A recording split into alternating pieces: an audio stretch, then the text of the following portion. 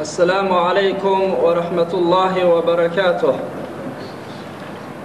أعوذ بالله من الشيطان الرجيم. بسم الله الرحمن الرحيم. الحمد لله رب العالمين والعاقبة للمتقين، والصلاة والسلام على رسوله الأمين محمد وعلى آله وصحبه أجمعين. اللهم وفقنا لما تحب وترضى من القول والعمل والعقيدة، واجعلنا من الذين يستمعون القول فيتبعون أحسنه. اللهم آتنا أنفسنا تقواها وزكها أنت خير من زكاها، أنت وليها ومولاها.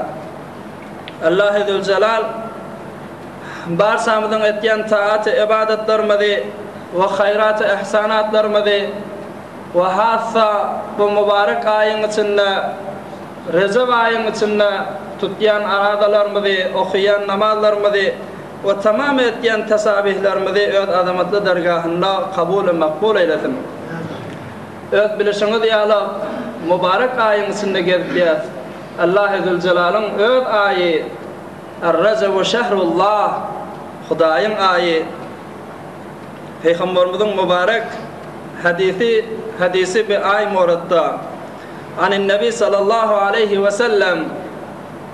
پیغمبر أيدبتر ألا إن رجب شهر الله الأصام. أي مثل ما الله حوردار ولم وآقاه ولم كشر رجب بر مبارك آي شل شهر الله خدايم öð آي الأصام öðü de kerdiptir. فمن صام منه يوما إيمانا واحتسابا. بر بند بر آدم شرجب آيم فقط برتجون أرادة الثا فقط برتجون o da niyetinde خالص خدايتين خالص إيمان ملن كفرت ثغابنن هان تماولين خداين آيم الشديد أرادة الثا استوجب عليه رضوان الله الأكبر. شل آدم خداين رضايته واجب قول دبتر. خداين بر أولقان رضايته و كشما يتويرتم iki dünyanın saadeti sonra seni yoktan bari götüren Huday Allah Zülcelal senden razı olacak.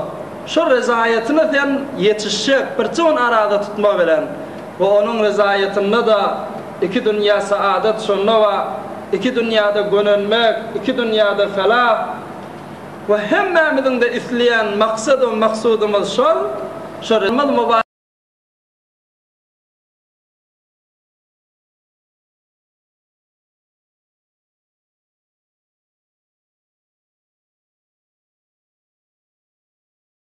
حديثنا ايتي شهر الله الأصم. رجباي خداين آي و öذكر آي dedi. Ne dedi Recebaya kir diye peygamberimiz. Vakaen mübarek vesileler ayın içinde gelip Müslüman da valla. Her bir ay tökününden sonra Meraday olar, Rabiul Awwal ay olar, Rabiul Thani ay olar, Türkmense aylar bilyanız. Her bir ay, birisi, ikisi, 14'ü, 30'u ol tökününden sonra asmanı uçuya diye Huday Teala'nın mukabilinde. Sonra Huday Teala ol aydın sonraya ey ay, bir aylap sen bendelem üstünde oturdun, bendelem üstündedin. Bendelemden neme iş gördüm, kavu işten, teleke işten ayıp otur diyecek. Her bir ay hıyanet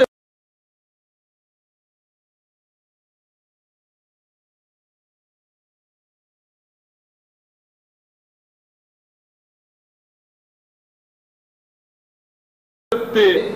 Her bir gurrun bolun günahlar ve sevaplar aytmanı duracak.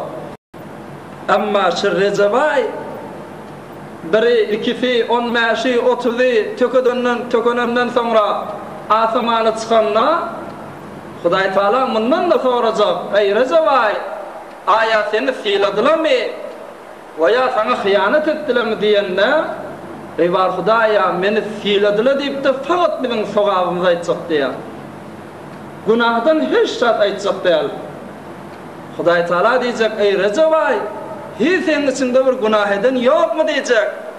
Eştema eyvar Hudaya bilemak diyecek Recevay. Men kullun kulağım ker eştema günahını bilemek fakat sogab bilyen diyecek. Biz bendelerin, biz biçarelerin eden günahlarımızı barıp haber verecek değil. Peygamberimiz şu sebeple Ela inna Recebe şehrullahil asam Recevay Hudayın ayı ve öyle de ker ayı divayet yani şu sebepledir Müslüman da valla. Silahlı ayıdır, silahını bilsek. Gelelim mübarek tefsirimizde. İnşallah Sure-i Adiyatı tercüme ve tefsirini aydıp değiştirir. Karişan Sure-i Adiyatı telavet etti veren. أعوذ بالله من الشيطان الرجيم بسم الله الرحمن الرحيم والعاديات ضبحا فالموريات قدحا فالمغيرات صبحا فأثرن به نقعا فوسطن به جمعا إن الإنسان لربه لكنود وإنه على ذلك لشهيد وإنه لحب الخير لشديد أفلا يعلم إذا بعثر ما في القبور وحصل ما في الصدور إن ربهم بهم يومئذ لخبير صدق الله العظيم. Selamet bol.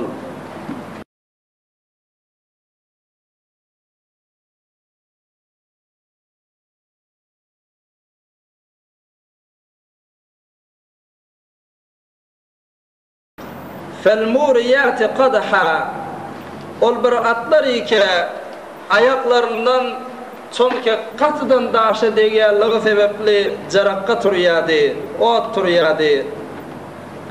فالمغيرات subha ve ol bir atlara qasam ki ola dan vaqtlarına hamle edip de qaret etdiyadılar. فأثرن به نقعا ve özleri bilen tozan kaldıryadı defek. فَوَسَطْنَ بِهِ جَمْعًا ve şu tozan bilen bir cemaatın ortasına giriyadılar. Ki innel insane li rabbihi lekenud insan öz Rabbına, öz Perverdigarına naşükürdür.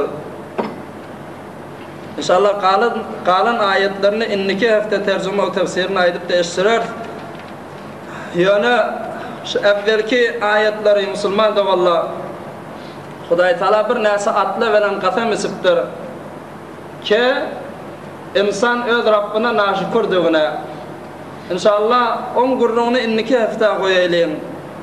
Yani şu atın gurrunu yeli yaşlarda Peygamberimiz sallallahu aleyhi ve sellem vaktiki İslami vuruş veren, kılıç veren eve salmalı olanda sonra Beni Kenan'ı diyen bir kabile varmış. O da yani Müslüman bol değilenle Müslüman bolmaptır. Sonra bir leşkeri, bir nesi servalları atlı, yaraglı edip de şolun üstüne iyi verdir Peygamberimiz. Ve onun da yani olukanına Munzir ibn Amr radıyallahu ta'ala an şonu koyuptur. Munzir diyen adam. Bula öz atları veren, yarağı veren bir leşker olup da doğuluptırlar Beni Kenan'a karşı gidiptirler. Bir hafta geçiptir, 2 hafta geçiptir, haber gelmeyiptir bulardan. Bir aydan geçenden sonra hiç haber düşmeyiptir Müslüman da Allah. Bir ayla kamil. Aham Medine'de Başlan Mekke'de gurrun bolmany durupdyr ki bir giden atla bir munzirin leşkeri hükmen esir bolan bolmaly. Hükmen bulan mağlup bolan bolmaly, utturan bolmaly. Kafirler bulary hemme dünya öldürüp kırıp ayrandır. O ya da esir edip ellerine saklap yörendir. Bu bir ayla bir haber gelmeyen duruşu şundan haber veriyor deyiptirler münafıklar. Müslümanlar narahat etsek bolup. Peygamberimiz de aslında haberi yok. Şu bir ayla gittiler. Neme olan karşılara? Şunda Hudaý Taala şolun atlar bilen qasam içipdir musulman da valla.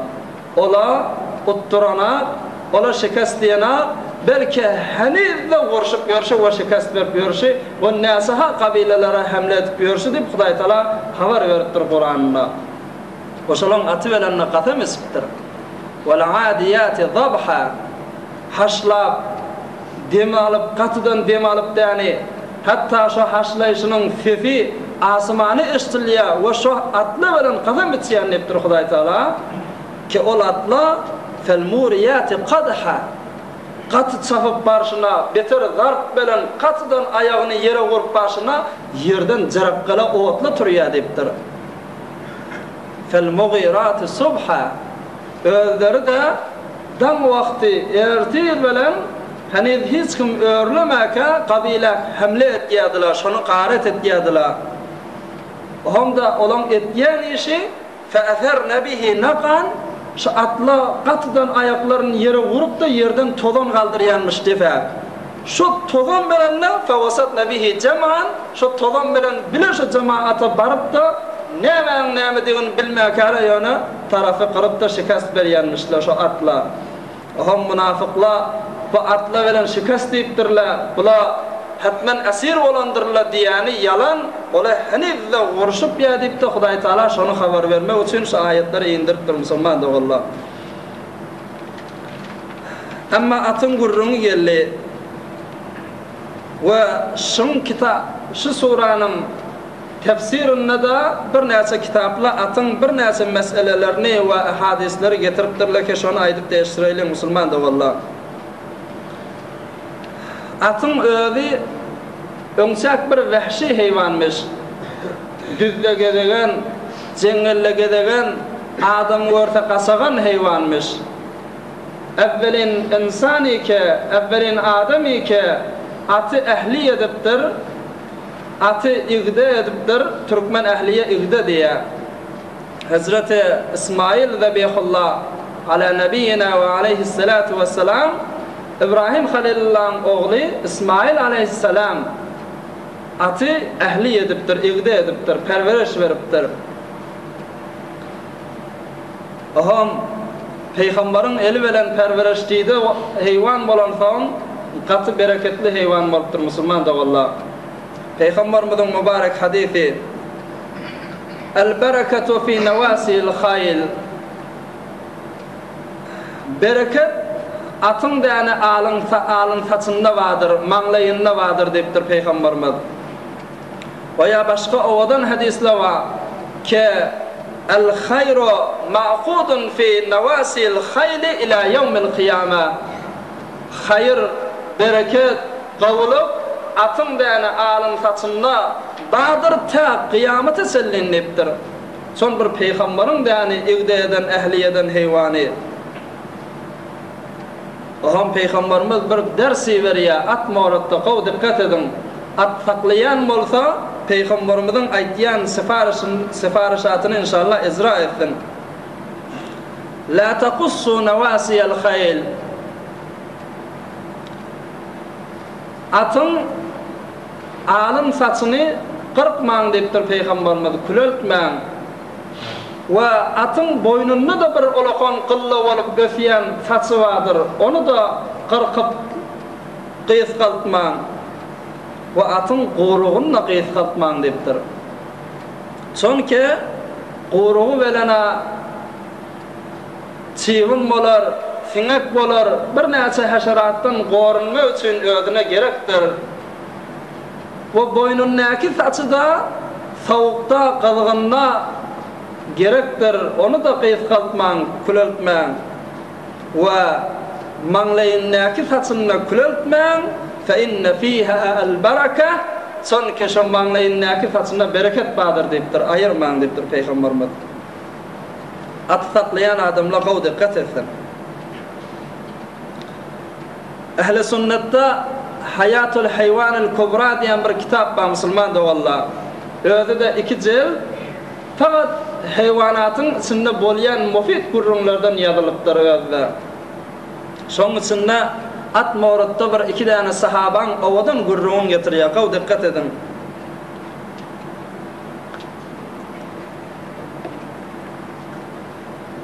At saklayan adamla bilyendir.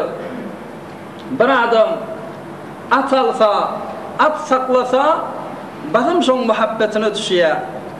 Atın ışkına düşüyor, atırışıp bilmiyor. O ne mi deyip qaw dikkat edin.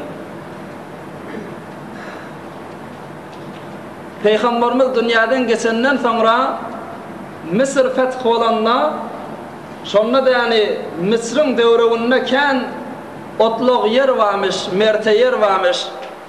Sahabala, Müslümanlar her hayfi bir azıcık yerleri de yani pöyleşip de yani öz malı garasını, at yarağını şolada otlar yalıp zay alıptırlar merte. Hom şonna bir gün sahabe-i buzurga var Muaviyet ibn Cudeyh radıyallahu ta'ala anhu şo da yani şoförün bir mertelen yanından geçip baryanmış şonna görse Ebi Zer Gıfari radıyallahu ta'ala anh o da olukon sahabelan biri şollani bir atı otladıp yoranmış bir atı da yani bakıp yoranmış. Hom yankı Muaviye radıyallahu ta'ala anh şol barıp Ebi Zer'e aydıptır Ebi Zer Gıfari'ye senne inne at bakıp yan mı deyiptir atını inne düşüp at saklap yan mı deyiptir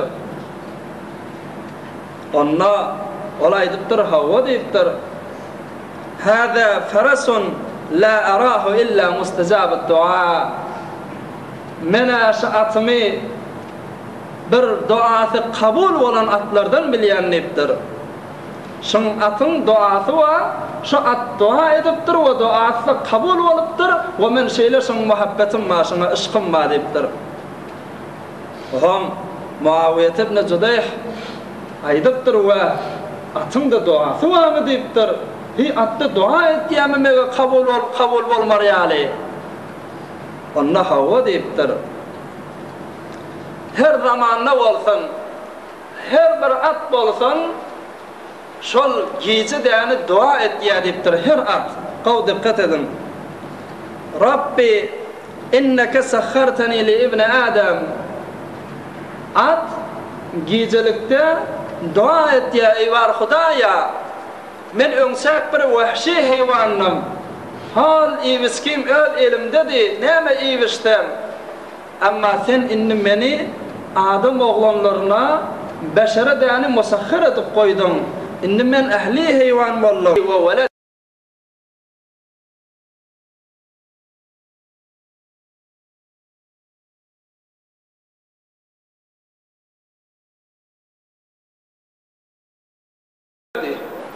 ey var Hudaya inna atın etken doğarda Müslüman da vallahi men öňsek vahşidim, öňsek özüm iýadım. Özüm içiyadım, özüm tapyadım. Ama inni beni adamın eline düştüm, iriskim şun eline, ey var Hudaya, meni şun gözüne öz oğlan şoğundanla, öz ayal bala sağıtındanla, kavu kokuzip at dua et diye deyiptir. Her gece. Ve atın da bir näselerinin duası kabul bolýa, bir näselerinki de bolmaýa. Amma men atımın duası kabul olan bolmalsam, kemen bitir muhabbetin kan şuna deyiptir. İwisketin şu borum gawu diýen şun deyiptir. Atın öňe dua et diýe deyiptir. Biz atta dua etýän bolmalsam musulman da walla, kemen eýän meni gawu edin we hatta öz oğlan şoğundan da muhabbeti kan bolsun deyip. Amma atın saklaması ne form, ne zarafa? Sogaplı zat mi, günahlı zat mi, ya mubah mi, etsen edamalı, etmesen etmeyamalı? Peygamberimizin mübarek hadisi Müslüman doğalla. Hanin Nebi sallallahu aleyhi ve sellem el-haylu thelâthâ. At üç form oluyor deyiptir Peygamberimiz. Ferasul lirrahman ve ferasul lil insan ve ferasul lil şeytan. Bir näse at bolar, Hudaý at. Hudaý üçün daqılınıptır, öýde saklanyp ýa. Ve bir näse at insan üçün saklanyp ýa. Ve bir näse at da şeytan üçün saklanyp ýa diýilipdir. At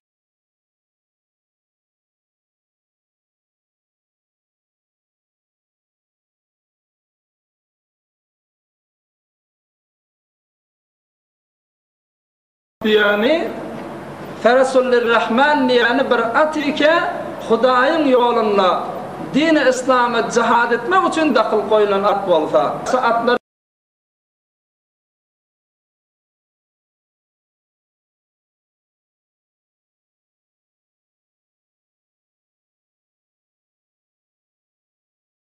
mahsus şu cihad için ben koyalmış ödeylerine imni suni gözläpdi.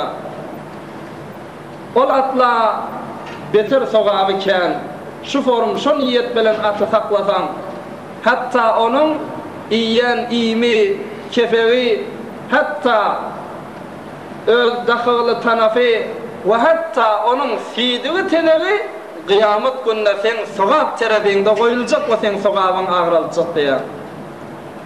Şol Hudaý üçün daňylypda saklanan at hatta şon fidiği teleride sen sogab terediğinde koyulup da sogab tarafın ağıralacak diye. Ama ikilenci at ki insan için bolli bir at ki o bilen yük çekecekmiş, at araba takacakmış veya kurrosunu satıp yani şu bilen hulasa rizq ruzisini ödeyecek o mubah. Sen adamel etmesen etmelle, sogab da yok, günah da yok, öz ihtiyarında koyulan iş. Qawim suwunu özelse yana. Ama üçlencesi Müslüman doğalla ferasul liş-şeytan.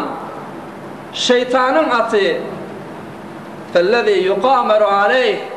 Peygamberimizin mübarek sözü. Ol bir atı ki yuqamaru aleyh üstüne kumar koyulyan bolsa, üstüne şert koyuluşyan bolsa, şol at o şeytani attır ve günahdır, kata haram işin biridir. Ve kıyamet gününe onun imi, suyu, hatta fidiği terebi sen günah tarafında koyulacaktır. Hudaý sakladın. Müslüman doğalla vakaen bir näse dostla iştireylin ve agah edeylin bir haber gedip yalla bir atın şovkuna düşüp, ışkına düşüp yana aýtdyk, eger öýde işin üçin, ýüküň üçin wakaen gerek bolup saklayan bolsaň işgali ýok. Amma oň üstüne bir musabaga goýulupdy we oň üstünde de merdum bir näçe kumar diýen haram zady edilse, sen saklap ýörüňe ondan beter günah eken musulman dogalla. Kata habardar bolaylyň. Şu kumar bilen nany öýe iwiski getirýän, öýe däne rızık getirýän oglan uşagyny, aýal bala çagasyny şu kumaryň üstü bilen garnyny doýurýan bolsa Hudaý saklasyn, on güni näme bolmaly? Wa rawa ibn Zubayr an Jabir radıyallahu ta'ala anhuma an Rasulillah sallallahu aleyhi ve sellem Peygamberimizin mübarek hadisi qawd dikkat edin. Ya eyyuhan nas, ey adamlar, sizin biriniz ölmersiňiz, ta rızkyňyz dolýansa, tekmil bolýansa, Hudaýyň bir ýazan iýmiti bardyr. Her bir adam falança lokma ýemeli, falança urt su içmelipdi. Ta şu dolýansa, siz hiç biriniz ölmersiňiz, biz felas testabdi'ur rizqa. Rızykda yani yaltanma. İwiski ýygnamada bir kesip karı meşgul bolun ve öýüňize rızık getirin. Çün rızık tökünýänçä eger tökünmese ölmersiňiz. Tökünýänçä siz ýaşajak. Fettakullah. Amma şu öýe rızık getirmede ayalyňa, oglan uşagyňa iýisgi getirmede Hudaý Taaladan gaty gorkun.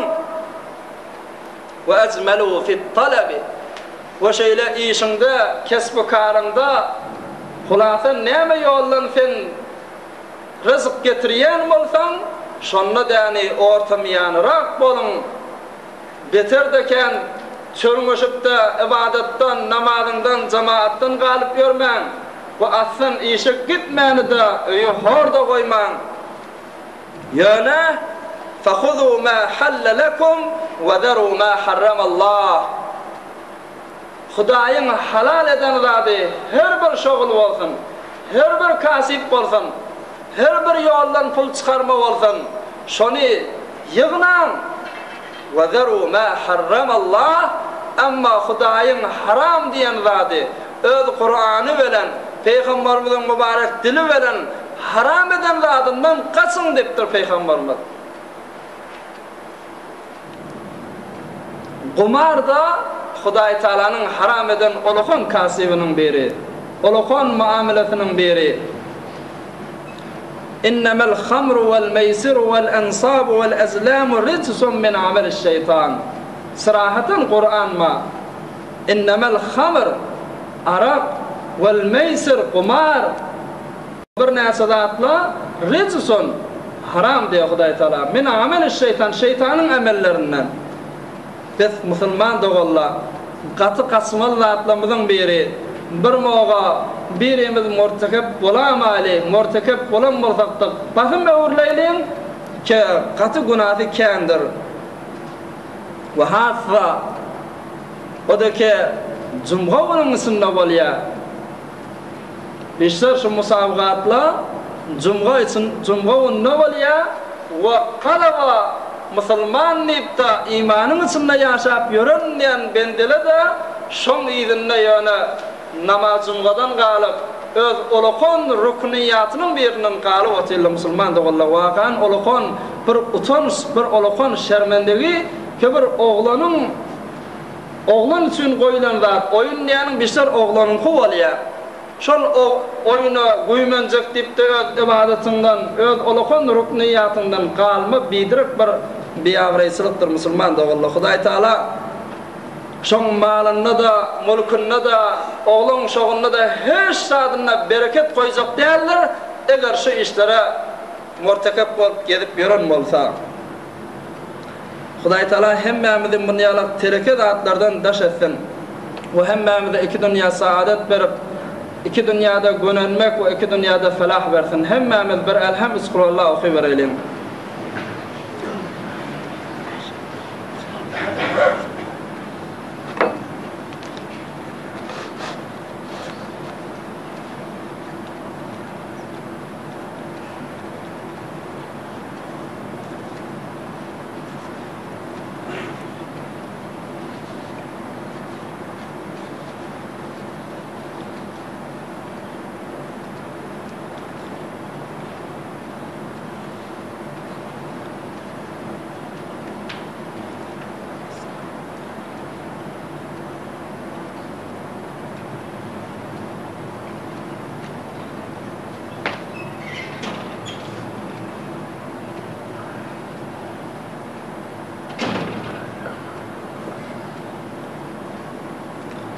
سبحان ربك رب العزة عما يصفون وسلام على المرسلين والحمد لله رب العالمين. نظرهم آمين. اللهم آمين. آمين يا الله يا رب العالمين. آمين. اللهم آمين يا رب العالمين. آمين يا الله. آمين يا رب العالمين. اللهم آمين. برحمتك يا أرحم الراحمين موافق ولم